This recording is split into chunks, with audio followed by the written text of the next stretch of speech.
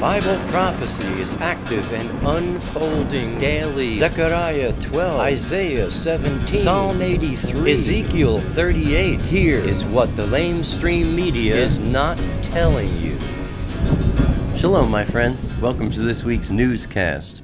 From CNN, President Donald Trump is expected to renew the waiver that keeps the U.S. Embassy in Tel Aviv instead of moving it to Jerusalem. A senior administration official said last Wednesday that Trump still supports the move, but believes now may not be the best time to anger the Palestinians by moving the embassy, as if there's a time that they wouldn't be angered. Note, every U.S. president has signed a waiver twice each year after a law was passed in 1995 mandating the relocation of the embassy to Jerusalem. What? Yeah, America has lied to Israel 44 times in the past 22 years. And here comes number 45. What kind of friend treats their friends that way? From the White House issued a statement last Thursday on the American Embassy in Israel saying, quote, "While President Donald J. Trump signed the waiver under the Jerusalem Embassy Act and delayed moving the U.S. Embassy in Israel from Tel Aviv to Jerusalem," close quote. Note, here is where they should have added for the 45th time in the past 23 years. End note, continuing with the White House quote, "No one should consider this step to be in any way a retreat from the president's strong support for Israel and for the United States-Israel alliance." Close quote. What? President Trump made this decision to maximize the chances of successfully negotiating a deal between Israel and the Palestinians, like that's ever going to happen, fulfilling his solemn obligation to defend America's national security interests. But, as he has repeatedly stated his intention to move the embassy, the question is not if that move happens, but only when. Close quote. Forgive me, my friends, for laughing. It's not a funny matter. It's just so unbelievable the way that this world operates. From the Prime Minister's office, in response to President Trump's decision not to move the U.S. Embassy to Jerusalem, Prime Minister Netanyahu said, quote, "Israel's consistent position is that the American embassy, like the embassies of all countries with whom we have diplomatic relations, should be in Jerusalem, our eternal capital. Maintaining embassies outside the capital drives peace further away by helping keep alive the Palestinian fantasy that the Jewish people and the Jewish state have no connection to Jerusalem.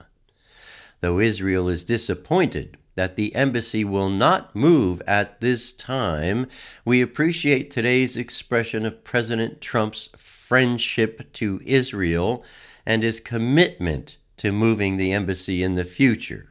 Close quote. As I've mentioned previously, my friends, I've been working on a special summer presentation video about the very special significance that 2017 has in terms of biblical and extra-biblical prophecy. And I'm just about ready to present it to you. This Thursday, on my Vimeo channel, we'll be studying 2 Timothy, our third and final video focusing on Abba Father Yahweh's instructions for those who would teach His Word. While on my YouTube channel, We'll be studying this Thursday chapters 19 through 21 in Genesis.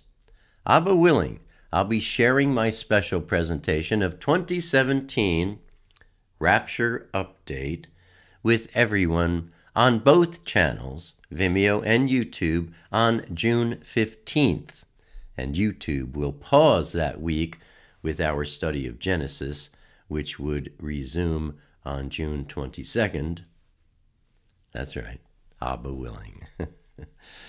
I'm covering a whole lot of ground in this video, my friends, and I'll be revealing some scripture as well that you've probably never seen before.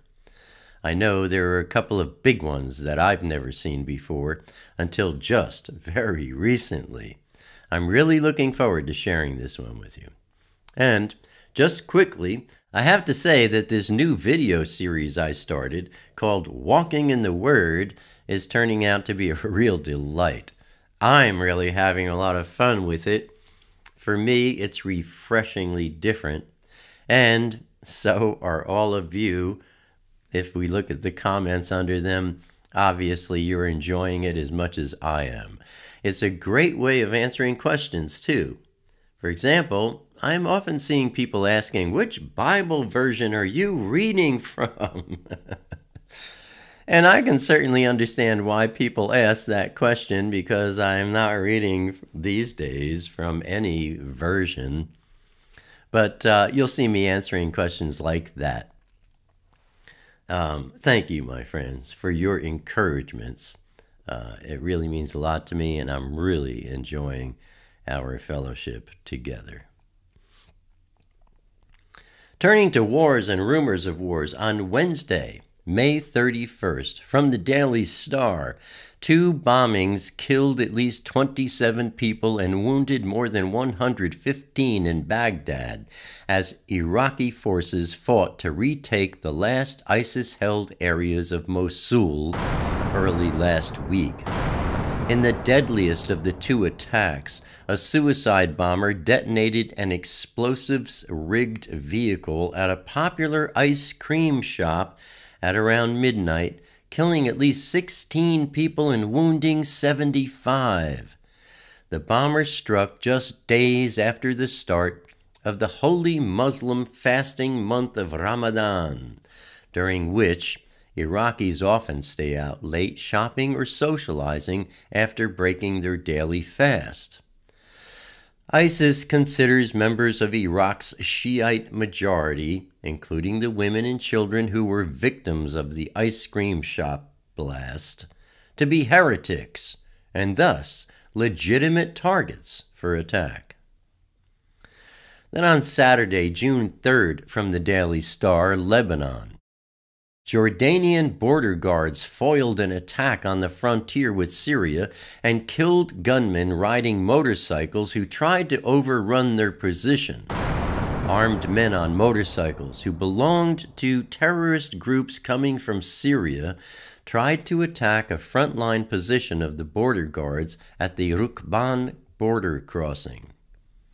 Then on Sunday, June 4th, from the Iran front page news, the grip that ISIS has on the Iraqi side of the northern region along the border with Syria, a desert area where sources believe ISIS leader Abu Bakr al-Baghdadi, remember him, is hiding, has been ebbing as forces fighting on the side of Iraq's government have advanced. The recapture of Ba'aj will further shrink the northern region under the extremists' control as part of an ongoing campaign to retake the city of Mosul. 8 months into the Mosul offensive, ISIS militants have been dislodged from all of the city, except an enclave along the western bank of the Tigris River. From the Mirror, London was rocked by a suspected terror attack Sunday evening, with at least 2 dead after a white van plowed into pedestrians on London Bridge before 3 people got out and started stabbing bystanders. Up to 20 people are feared to be injured on the bridge as horrified witnesses reported seeing bodies strewn on the pavement after the incident around 10 p.m. Metropolitan Police have also confirmed a second incident at Borough Market involving reports of stabbings, as well as a third incident at Vauxhall. That's 3 terror attacks on the same evening, my friends.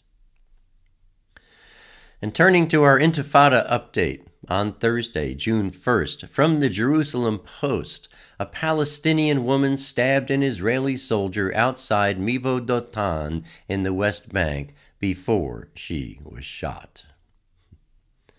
And looking at our review of last week's news, even though President Donald Trump campaigned with a firm promise to move the U.S. Embassy to Jerusalem, he's expected to renew the waiver that keeps the U.S. Embassy in Tel Aviv.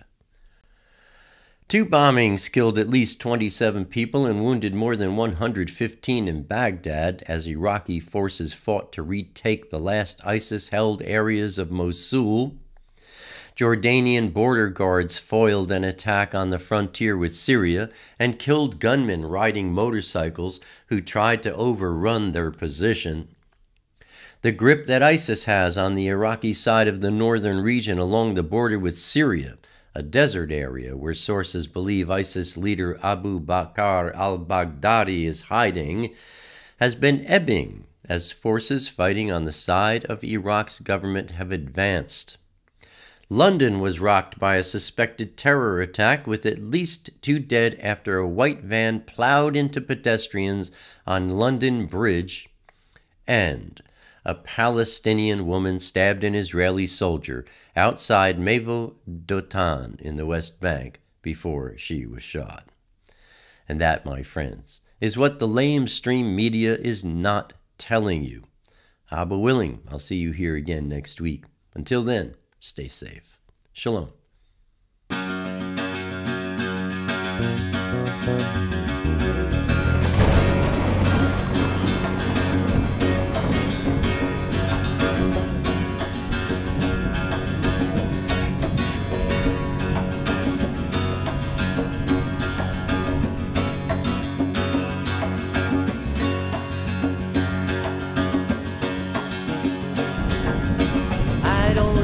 Crowded rooms, I need more space than I consume.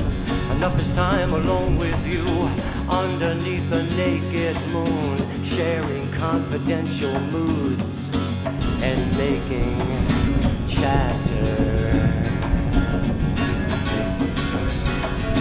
Mockingbird nocturnal sings notations of eternal things, entering the quantum breeze, flying not for want of wings. He lights his gaze on you and me, simply because we matter.